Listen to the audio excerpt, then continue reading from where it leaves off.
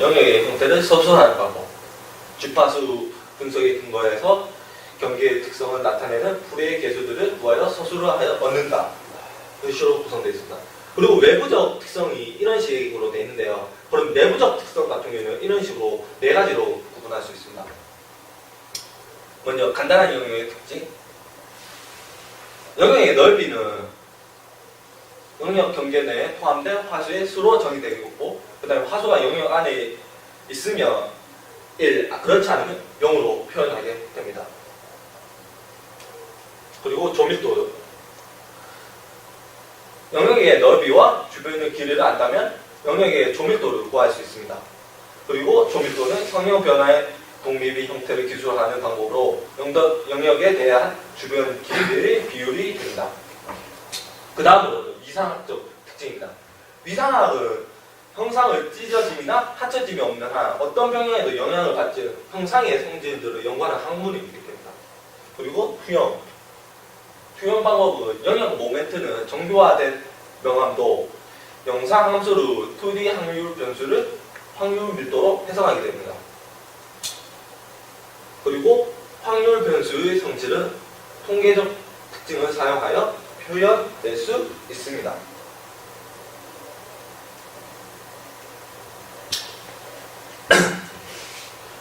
드디어 이제 인식과 예측 부분으로 넘어왔는데요.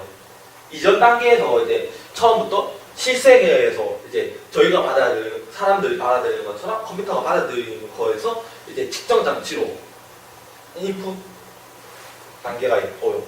그 다음에 전처리로 해가지고 어떻게 하면 좀 더 나은 결과값을 나오기 위해서 이미지를 처리하고 자음을 제거하고 특징을 추출하고 정교화를 하고 이러한 부분을 거치게 됩니다. 그 다음에는 차원 축소로 인해 특징 선택과 특징 사용을 하게 됩니다. 그 다음 단계 인식 예측 부분에 드디어 왔는데요. 이러한 부분에서 이제 저희가 초기의 목적인 퍼셉트론과 신경망에 대해서 나오게 됩니다. 그 다음 단계에서는 이제 모델을 선택하고 결과가 나오게 되는데요. 그러면 이 인식 예측의 부분에서 어떤 부분이 있는지 보면 분류와 회귀와 클러스팅, 서술로 네 가지 부분으로 나눌 수 있습니다.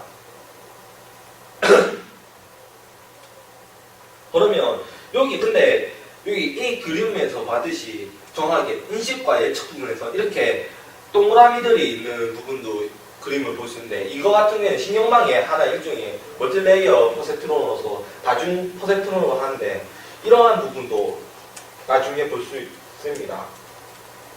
그러면 네 가지를 일단 보게 되는데요. 분류, 회귀, 분집화, 서술, 이런 식으로 보겠습니다.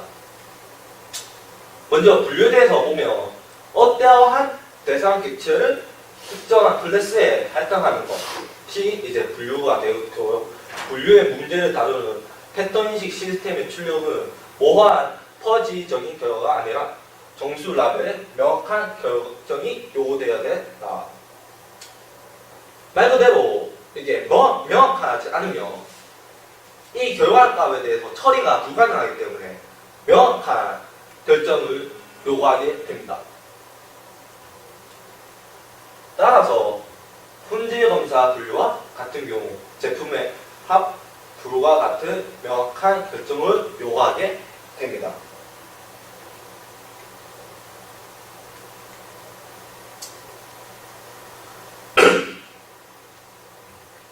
이제 그 다음으로 볼 게 결정 함수인데요. 일단 결정 함수라 함은 차수가 1차의 다함 함수입니다. 패턴 클래스들은 선형적으로 분리할 수 있다. 두 클래스를 분리하는 결정 경계는 2차원 공간에서 직선, 3차원 공간에서는 평면, 4차원 이상의 공간에서 초평면이 된다 라고 볼 수 있습니다. 먼저 이 그림을 보면 아까 같이 이렇게 계속 봐왔을 건데요. 동그라미와 네모가 이런 식으로 2차원 평면에 있습니다. 근데 어떻게 하면 저희가 이 두 개의 부분을 명확하게 할 수 있는가? 이 그림 같은 경우에는 SVM으로 서포트 벡터 머신을 이용한 사례로 볼 수 있는데요. 이와 같이 어떠한 방법에 대해서 이제 결정 함수를 갖게 되면 그에 대해서 이제 두 개를 분리할 수 있는 방법이 나타나게 됩니다. 그리고 다중 클래스 분리, 여러 개의 선형 결정은 함수가 필요하고 하나의 결정 결계로 각각의 클래스를 그 외의 다른 클래스와 분리할 수 있는 경우 다중 클래스로 분리하게 됩니다.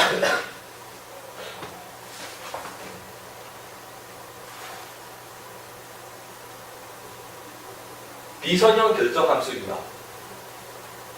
비선형 결정 함수 같은 경우에는 벡터 공간상의 두 클래스가 성형으로 분리되지 않는 경우, 두 개의 클래스가 비선형 초록선에 의해 분리가 가능할 때, 전처리 단계에서 고차원 공간으로 사상시키며 성형 분리가 가능 조건이 된다. 무슨 말인가 보면 아까 봤듯이 이 두 개의 그룹은 하나의 선으로 분리가 될 수 있습니다. 하지만 이쪽 그림 같은 경우에는 X와 동그라미 같은 경우에는 하나의 선으로 분리가 불가능하게 됩니다. 만약에 이거를 성형으로 분리하게 되면 어느 방향으로 하듯이 잡음이 생기기 때문에 이거에 대해서 인식률이 낮아지는 결과가 나오게 됩니다.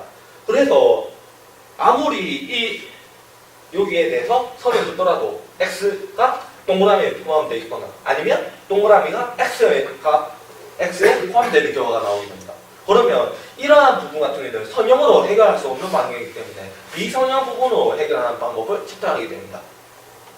그러한 부분 말고도 높은 상관을 가진 패턴과 멀티모달 특성을 가진 패턴, 이러한 네 가지 부분으로 볼 수 있습니다.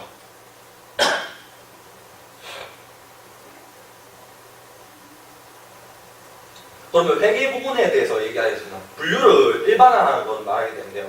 일반화는 학습 데이터로 부분 모델링된 모델로 시험 데이터에서 그 모델로부터 유효한 결과를 얻을 수 있는 경우, 회계를 통해 예측이 가능해지고 주식에 대한 배당 가치를 예측하거나 과거의 시절 근거에 추정한다. 말 그대로 이제 과거의 값을 가지고 이제 앞에 내용을 이제 추측한다는 말이 있습니다. 분집합. 클러스팅이라고 하는데 어떤 집합에 의미 있는 복수개의 그룹들로 조직된 문제를 말하게 됩니다. 분집합 시스템 출력은 객체들에 속한 클래스가 되게 되고, 분집합을 생명체를 경우로 분류하는 경우처럼 때로는 계층적으로 처리될 수 있습니다. 예. 일단 처음으로 계층적 분집합을 보겠는데요. 패턴을 여러 그룹으로 나누고 각 그룹은 다시 더 작은 그룹으로 포함시키는 계층적으로 차근차근으로 이제 계층적으로 되어 있는 구조고요. 가장 작은 그룹화 성장 그래프의 아래에서 이루어지며 각 벡터의 자체가 그룹을 형성하게 됩니다. 그러면 단계를 차근차근씩 보면 4단계로 구성되어 있고, 첫 번째에서는 모든 P개의 유전자들은 P개의 분집합을 형성하게 되고, 그 다음에 두 번째에서는 P개의 분집 간의 거리를 계산하여 가까이 있는 두 개의 분집을 합치게 됩니다. 세 번째에서는 새로 만들어진 분집과 기존에 있는 분집 간의 거리를 계산하여 가까이 있는 두 개의 분집을 합치게 되고, 이러한 방법을 이제 계속 하나의 분집 만들 때까지 계속 합치고 이러한 방법이 계속 이루어지게 됩니다. 그리고 K 평균 규칙, P 평균 규칙 같은 경우는 분집 분석 방법은 두 개체 간의 비유 유사성을 정량화해 위아래로 K의 분집을 형성하는 방법입니다. 그리고 그 안에 XOM 분집 분석과 주성분 분석이라는 부분이 있습니다. 그리고 서술 부분인데요. 서술은 대상 객체를 1년의 원형 또는 기본으로 표현한 문제를 말할 수 있습니다. 그래서 구조적 또는 언어적 서술을 할 수 있는데요. 이제 그 접근 방법에 대해서 보면 이렇게 세 가지를 볼 수 있는데요. 지금 위에서 봤듯이 이렇게 세 가지 방법에서 중간에 게 신경망 접근법으로 저희가 이제 최초로 이제 목적했는 이제 퍼센트로 신경망 거기까지 도달하게 됩니다.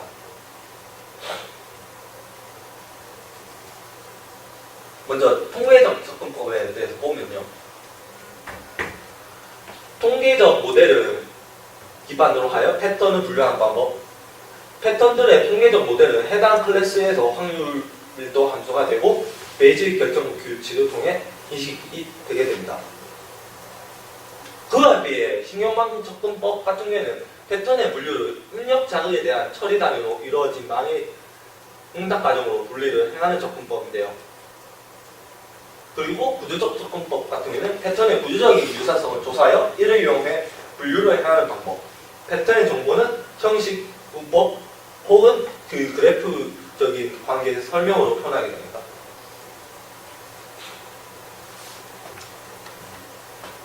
그래서 쉽게 시각적으로 보면 L이라는 글자가 있습니다. 그러면 각 접근법에 대해서 어떻게 A를 접근할까요? 그래서 이제 각 접근법에 대해서는 이제 구조적 접근법에 대해서는 이제 하나표 2개와 세로로 된 화살표 2개, 그 다음에 가로로 화살표 2개, 1개, 그 다음에 세로로 된 화살표 2개를 합쳐가지고 L을 만들게 됩니다. 이러한 구조적 접근법이 있고 통계적 접근법에는 각 A에 대한 통계를 내가지고 그에 대해서 그래프를 만들고 그에 대한 거를 이제 A로 인식하게 하는 방법입니다.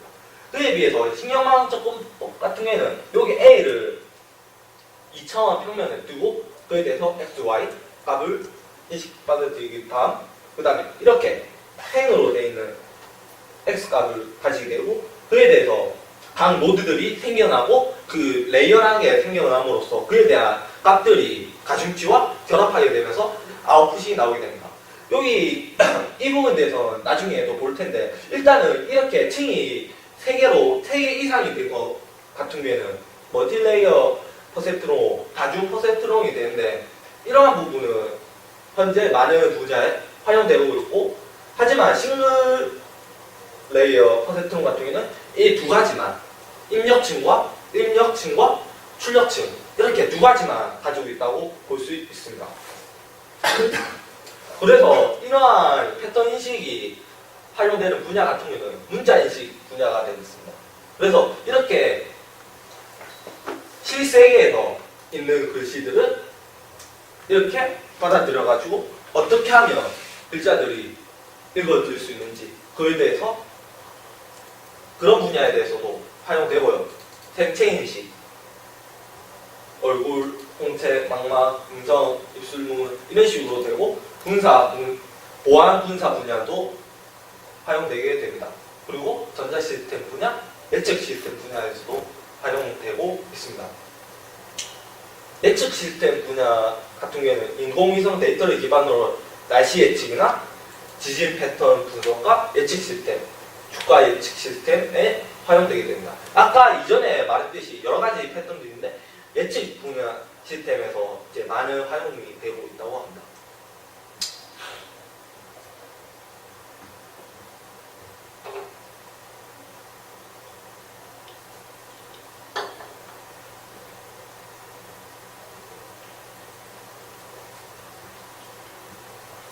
그 다음으로 이제 뉴런 네트워크 신경망에 대해서 이제 발표하도록 하겠습니다. 이전에 봤듯이 패턴 인식으로서 저희가 이제 차근차근씩 어떤 단계, 어떤 부분이 어떻게 이루어질지 그거를 알아봤는데요. 이제 그 안에 있는 신경망에 대해서 알아볼 차례인데 이 그림 같은 경우에는 사람의 뇌를 보여주고 있습니다. 즉 신경망이라는 걸 똑같이 뇌 안에 이제 이 하나의 뉴런이 있을 텐데요. 그거에 대해서 어떻게 하면 사람들이 컴퓨터를 이용해 사람의 뇌에 있는 세포를 흉내낼 수 있을까? 그런 거를 기반으로 되어 있습니다. 먼저 이 세포 하나를 보면 처음에 이쪽에서 이제 인풋이 들어오겠죠? 인풋이 여러 개의 이 가닥으로 들어오게 되고 그거에 대해서 처리가 이루어지면서 다음 세포에 대해서 넘어가게 됩니다. 그래가지고 이러한 인풋과 아웃풋이 공존하고 있는 하나의 셀을 가지고 사람 뇌는 여러 개의 셀로 합쳐지면서 서로 상호작용을 하면서 병렬 처리가 이루어지게 됩니다. 그래서 이러한 부분을 가지고 사람들이 어떻게 하면 컴퓨터에서 활용할 수 있을까라고 생각하면서 나타난 게 진영망의 이제 퍼센트룸의 이론이 되겠습니다. 그래서 이거를 좀 더 쉽게 보면 코네이스 라이프라고 이거에 대해서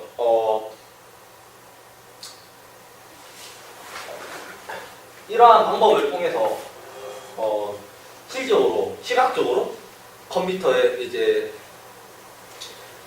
시각적으로 마치 사람의 세포처럼 컴퓨터를 이게 프로그램이라고 하기에는 좀 그렇긴 한데 그래도 어느 정도 이렇게 자극과 반응을 나타내도록 이제 하나의 셀을 만드는 코딩으로 하는 부분입니다. 그래서 이러한 부분이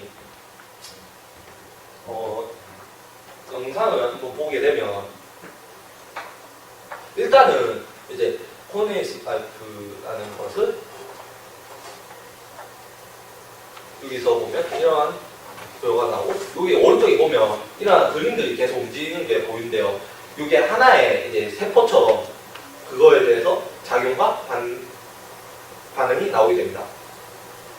여기서 일단 룰을 보면 일단은 제일 처음에 먼저 죽는 경우에 대해서는 중앙셀이 주변 8개 중 2개가 미만이면 죽게 되고 혹은 이제 4개 이상의 셀이 살아있으면 중앙의 셀이 죽게 됩니다. 그리고 살아나는 경우 같은 경우에는 중앙의 셀의 주변에 정확히 3개 셀들이 살아있으면 중앙 셀이 다시 살아나게 됩니다. 그래서 세포가 죽고 살아나면 그거를 비유할 수 있는데요.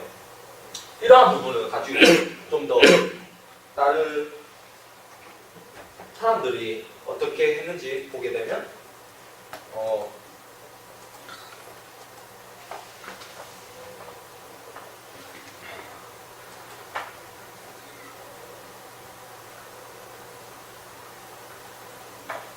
이 같은 경우에는 인터넷에 찾다가 어떤 사람이 마인크래프트를 가지고 하나의 셀을 가지고 이렇게 차근차근하게 만들어 가는 것을 볼 수 있는데요.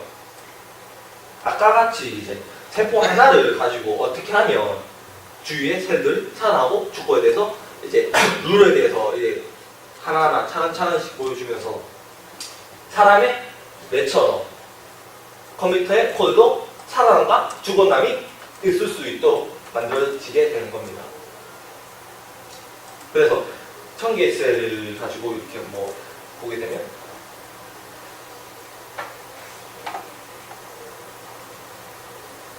이런 식으로 세대를 이제 많은 분들이 알고리즘 하면서도 봤듯이 하나의 세대를 가지고 이번 영양평가 문제에서도 세대를 가지고 그런 문제가 나왔을 텐데 이거 같은 경우에도 세대를 가지고 하나의 셀이 죽고 살아남을 이렇게 볼 수 있습니다. 그래서 이 하나의 셀이 그 주위의 셀을 영향을 미치면서 이렇게 보기에는 하나의 셀이 이동하는 것처럼 볼 수 있도록 되어 있습니다.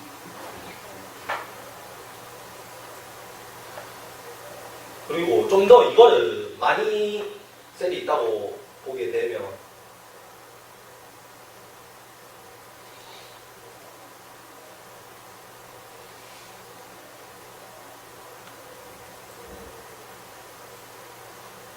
이러한 부분은 좀 더 넓게 보면 이렇게 보면 약간의 이제 사람의 세포처럼 이렇게 움직이는 것처럼 보일 수 있는데요. 근데 약간 여기 보면 이쪽 부분 같은 경우는 이제 고정적으로 움직이는 걸 볼 수 있습니다. 그리고 지금 속도를 좀 더 올리고 있는데요. 속도를 움직이게 되면 좀 더 명확하게 볼 수 있는데 이렇게 고정적으로 보면 이게 점이 생긴 게 보일 수 있는데 작용이 못 일어나면 이제 그에 대해서 반응이 못 일어나는 것처럼 그러한 세포들이 나타내는 것을 이렇게 코드로 구현되어 있는 법칙입니다.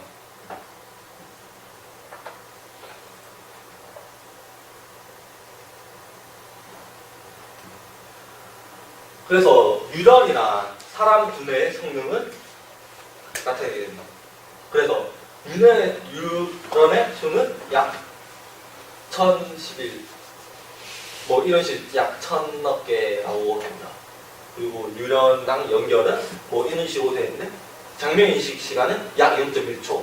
하지만 과연 컴퓨터 인식이 빠를까요? 사람 인식이 빠를까요? 예, 컴퓨터보다 사람이 아직까지는 인식 시간이 좀 더 빠르다고 합니다. 그래가지고 아직까지는 이러한 부분은 좀 더 보완하는 부분이 있는데 그런 부분이 있더라도 신경망 운용은 많이 이루어지고 있다고 합니다. 응용 사례에서 보면 다양한 도로의 상황에서 사람이 운전하는 것을 컴퓨터 학습한 후 자동차의 조향 장치를 컴퓨터가 제어하면서 운전을 할 수 있도록 한 무인 운전 시스템. 현재에서는 무인 자동차가 한국에서는 아직까지 볼 수 없습니다. 하지만 유럽에서는 현재 무인 자동차가 실행되고 있고 그에 대한 라이센스까지 나와 있다고 합니다. 그래가지고 아직까지는 이게 사람들과 이제 무인 자동차라는 게 믿음이 없지만 그 대회에서도 대회가 무인 자동차 대회도 열리면서 예전부터 꾸준하게 이제 무인 자동차에 대해서 관심을 갖고 그에 대해서 신경망이 쓰여지고 있습니다. 쉽게 보면 계명대에서도 제가 많이 가끔씩 지나다니면서 이제 기계자동차학과에서도 이제 그 무인 자동차에 대해서 그 활용하고 있는 것을 본 적도 있습니다. 그래서 신경망이 점점 이제 그만큼 이제 중요해지고 이제 그에 대해서 활용도가 높아지고 있다는 것을 볼 수 있습니다. 그래서 신경망이 어떻게 돌아가는지 보면 이거에 대해서 먼저 그림이 들어오게 됩니다. 그림이 들어오게 되면 컴퓨터는 이쪽 이렇게 세 개의